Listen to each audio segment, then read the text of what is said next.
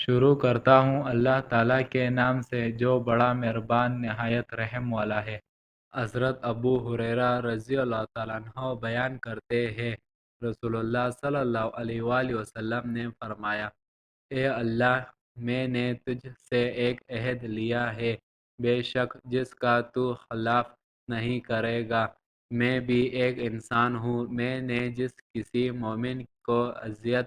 پہنچائی ہو، میں نے اسے برا بھلا کہا ہو، لعن طعن کی ہو، اسے مارا ہو، تو اسے اذیت کو اس کے لیے باعث رحمت و طہارت اور باعث قربت بنا دے، اور روز قیامت اس قربت کی وجہ سے تو اسے مقرب بنا دے،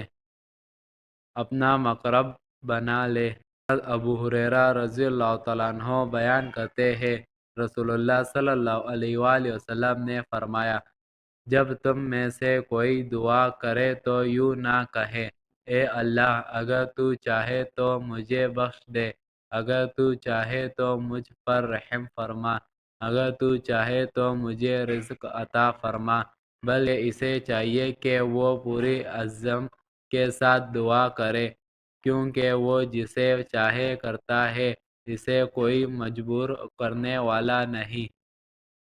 اللہ تعالیٰ ان احادیثوں پر ہمیں عمل کرنے کی توفیق عطا فرمائے، آمین۔